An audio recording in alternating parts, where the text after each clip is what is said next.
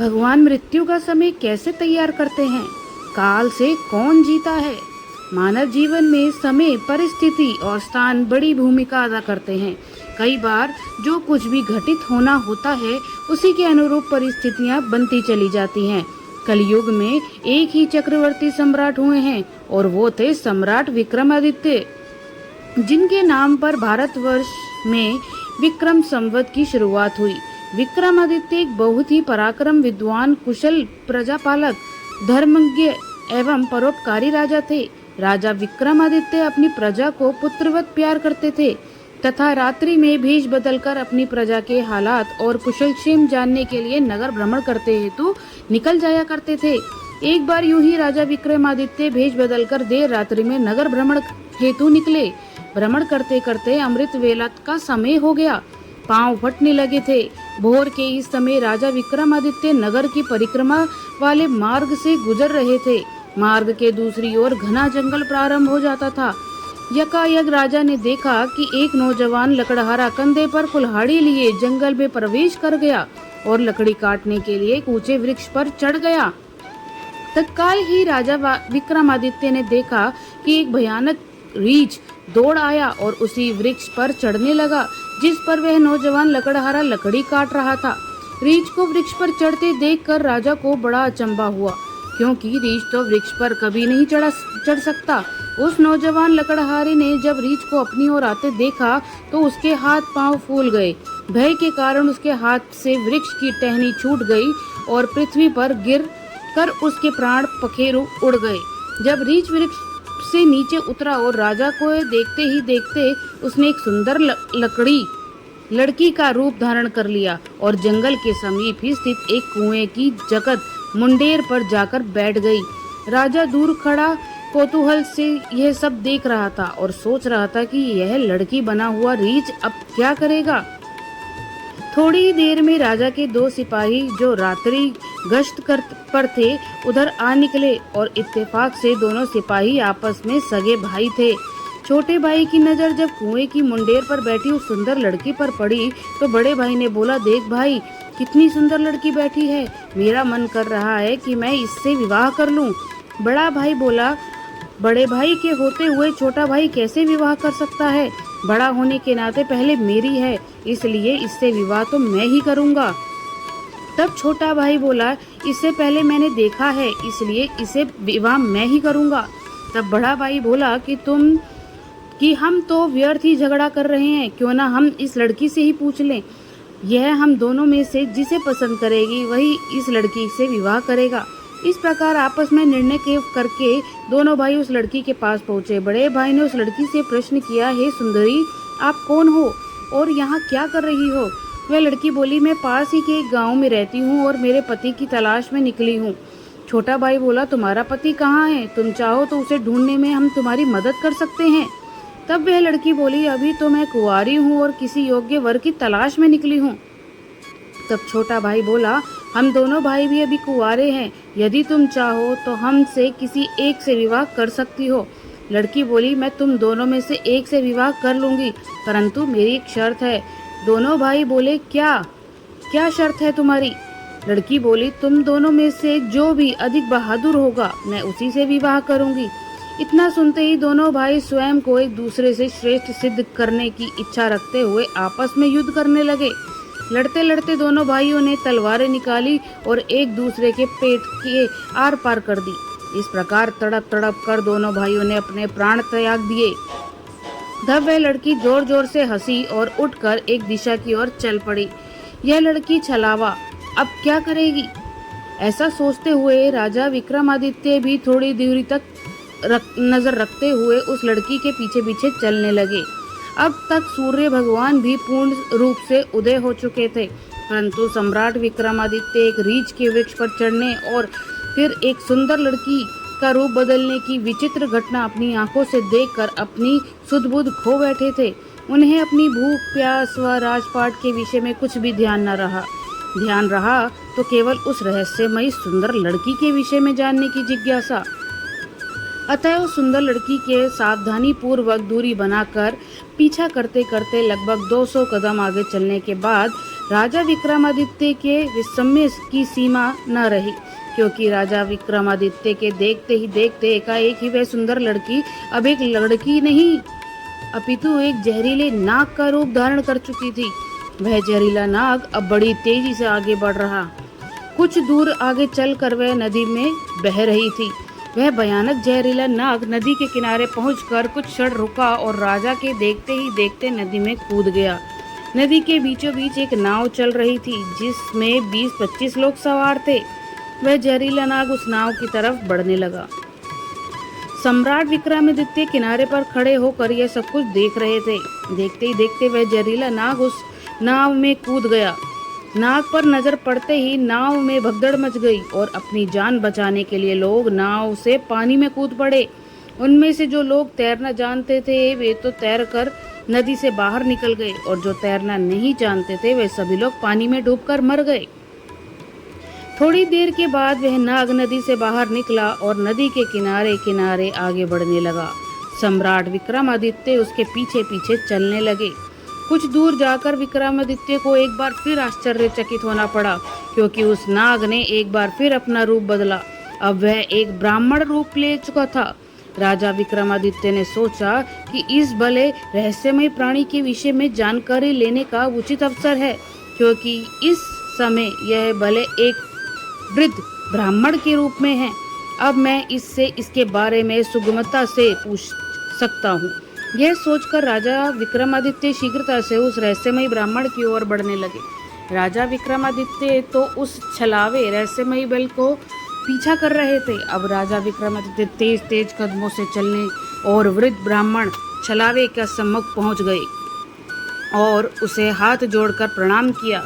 वृद्ध ब्राह्मण ने भी हाथ उठाकर अभिवादन स्वीकार किया। तब राजा विक्रमादित्य ने उससे प्रश्न किया, आप कौन हैं? वह बोला, तुम्हें दिखाई नहीं देता मैं ब्राह्मण हूँ। राजा बोला, आप असत्य बोल रहे हो, आप ब्राह्मण तो नहीं हो। वह बोला, तो फिर तुम ही बता दो मैं कौन हूँ। राजा बोला, तुम वो नहीं हो जो नजर में आ रहे हो। वह बोला, मैं जो कुछ भी हूँ तुम्हें इससे क्या लेना देना, तुम अपने काम से काम रखो और अपना रास्ता नापो। राजा बोला, मैं सच्चाई जाने बिना आपका पीछा नहीं छोड़ूंगा, आपको सच्चाई बतानी ही पड़ेगी। वह बोला, मैंने तुम्हें बताया तो है कि मैं एक ब्राह्मण हूँ। राजा बोला, आप मुझसे झूठ नहीं बोल सकते, मैं आपका तब से पीछा कर रहा हूँ जब आप रीछ बने हुए थे। उस समय से आपने उस नौजवान लकड़हारे को मारा, फिर आप एक सुंदर लड़की बने और उन दोनों सिपाही भाइयों को एक दूसरे के हाथों मरवा दिया। फिर आप एक जहरीले नाग का रूप धारण करके नदी में छलांग लगा दी और नदी पार कर रहे नाव में घुस गए और तुम्हारी दहशत के कारण नाव में सवार यात्रियों ने भगदड़ मच गई।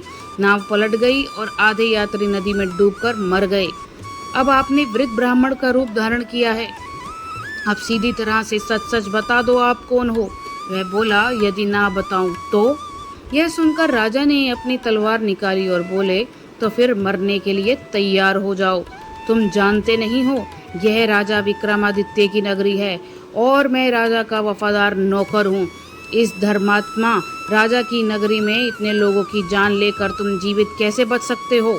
अब मरने से पहले जल्दी से बता दो कि तुम कौन हो।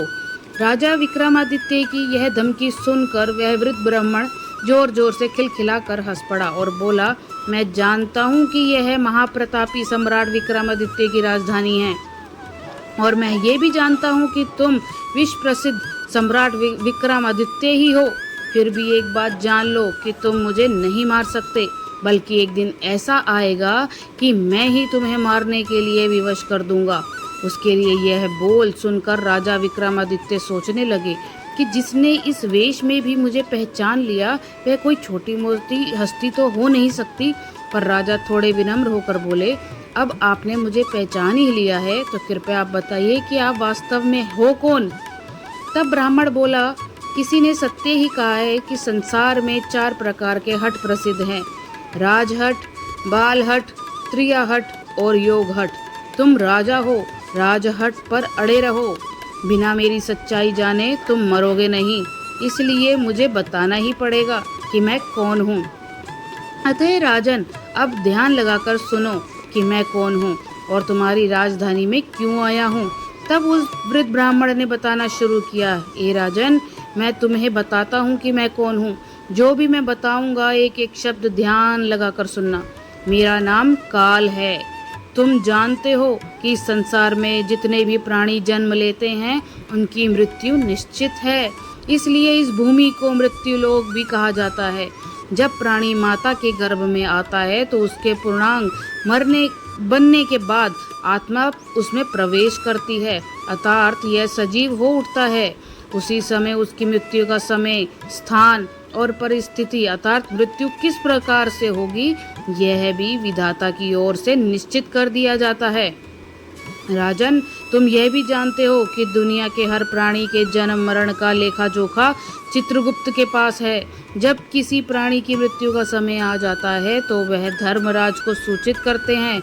अब क्योंकि सभी प्राणियों की मुक्ति मृत्यु का विभाग भगवान शिव के पास है, अतः धर्मराज उस प्राणी को मृत्यु प्रदान करने की आज्ञा भगवान शिव से मांगते हैं। जब भगवान शिव आज्ञा दे देते हैं तो धर्मराज मुझे अर्थात काल को आज्ञा देते हैं। तब मैं मृत्युलोक अथवा पृथ्वी पर आता हूँ। मुझे यह पता होता है कि किस प्राणी की किस समय किस स्थान पर और किस परिस्थिति में मृत्यु होगी। मैं उस प्राणी को निश्चित समय पर उसी निश्चित स्थान पर लेकर जाता हूँ अथवा पहुँचा देता हूँ जहाँ पर उसकी मृत्यु लिखी हुई है अथवा निश्चित है। और जिस प्रकार से उसकी मृत्यु लिखी हुई है मैं उस स्थान पर वैसी परिस्थिति अथवा हालात बना देता हूँ। उस लकड़हारे को मैंने ही मारा। राजा विक्रमादित्य बोले, तुम फिर झूठ बोल रहे हो। मैंने स्वयं अपनी आंखों से देखा है कि उस लकड़हारे की मृत्यु का कारण तुम ही थे। वृद्ध ब्राह्मण बोला, बेशक कारण मैं बना था, लेकिन सांसारिक लोग तो ये नहीं समझते हैं कि लकड़हारे की मृत्यु वृक्ष से गिरकर वृक्ष का टहना टूटने के कारण हुई है और फिर मुझे तो मृत्युदेव धर्मराज के आदेश का पालन करना ही पड़ता है। उसकी मृत्यु वृक्ष पर से गिरने के कारण लिखी हुई थी, इसलिए मैंने रीछ बनकर वैसी ही परिस्थितियां व हालात पैदा कर दिए। नहीं तो जरा सोचो, यदि असली रीछ होता तो क्या कभी पेड़ पर चढ़ पाता? कदापि नहीं। परंतु वह तो मैं था और मेरे लिए तो कुछ भी असंभव नहीं। अगर उन सिपाही भाइयों की बात करें तो उनको भी मैंने नहीं मारा। उनकी मृत्यु एक दूसरे के हाथों लिखी थी, अतः उनके लिए मुझे सुंदर लड़की बनना पड़ा। नाव में सवार कुछ लोगों की मृत्यु पानी में डूबने में से लिखी थी, इसके लिए मुझे भयानक नाग का रूप धारण करना पड़ा। राजन, मुझे लगता है कि अब आप अच्छी तरह समझ गए होंगे कि मैं कौन हूँ और तुम्हारी नगरी में क्यों आया था, और यह भी समझ गए होंगे कि समय, स्थान और परिस्थिति की संसारिक प्राणी के जीवन में कितनी बड़ी भूमिका होती है। राजा विक्रमादित्य ने वृद्ध ब्राह्मण रूपी काल की बात बड़े ध्यान से सुनी और गंभीर हो गए। काल कहने लगा, हे राजन, अब मैं चलता हूँ। राजा विक्रमादित्य बोले, हे कालदेव, आपने मुझे बहुत अच्छी जानकारी दी है, जिसके लिए मैं आपका बहुत आभार व्यक्त करता हूँ। कृपया जाने से पहले मेरे एक और प्रश्न का उत्तर देते जाइए। कालदेव बोले, पूछो, क्या पूछना चाहते हो? शीघ्र पूछो, मेरे पास इतना वक्त नहीं है। राजा विक्रमादित्य बोले, कृपा करके मुझे ये बताइए कि मेरी मृत्यु कब, किस स्थान पर और किस प्रकार से होगी। कालदेव बोले, हे राजन, मैं ये तो बता सकता हूँ कि तुम्हारी मृत्यु कहाँ और किस प्रकार होगी, परंतु ये नहीं बता सकता कि तुम्हारी मृत्यु कब होगी। राजा विक्रमादित्य बोले, हे काल, मृत्यु का समय बताने में आपको क्या आपत्ति है? कालदेव बोले, राजन, यदि मैंने पहले ही आपको मृत्यु का समय बता दिया तो इसी क्षण से आप चिंताग्रस्त हो जाओगे, और आप जो जानते ही हो कि चिंता चिता समान होती है। अभी तो आपको अपने शासनकाल में बहुत से शुभ और जन कल्याण के कार्य करने हैं। राजा विक्रमादित्य बोले, चलो, समय सही ना सही, यह तो बता दो कि मेरी मृत्यु कहाँ और कैसे होगी। कालदेव बोले, सुनो राजन, तुम्हारी मृत्यु तुम्हारे ही महल में सीढ़ियों से पांव फिसलकर गिरने के कारण होगी। इतनी बात सम्राट विक्रमादित्य को बताकर वृद्ध ब्राह्मण काल रूपी शीघ्रता से एक दिशा की ओर चल पड़े और कुछ दूर जाकर विलुप्त हो गए। इस वक्त तक सूर्य भगवान भी पूर्ण रूप से अस्त हो चुके थे। चारों तरफ अंधकार छा गया था। राजा विक्रमादित्य अब तक शारीरिक और मानसिक रूप से थक चुके थे, अतः मन में गहन सोच विचार लिए हुए तेज कदमों से अपने महल की ओर प्रस्थान कर गए और आगे चलकर सचमुच में ऐसा ही हुआ। राजा विक्रमादित्य की मृत्यु अपने महल की सीढ़ियों से फिसलकर गिरने से ही हुई थी और इस कथन की पुष्टि इतिहासकारों ने भी की है। दोस्तों, आपको यह वीडियो अच्छी लगी हो तो वीडियो को लाइक और शेयर कीजिए, एक प्यारा सा कमेंट कर दीजिए और अगर आपने अभी तक इस कथा को सुनकर चैनल को सब्सक्राइब नहीं किया है तो जल्दी सब्सक्राइब कर लीजिए। धन्यवाद। जय महा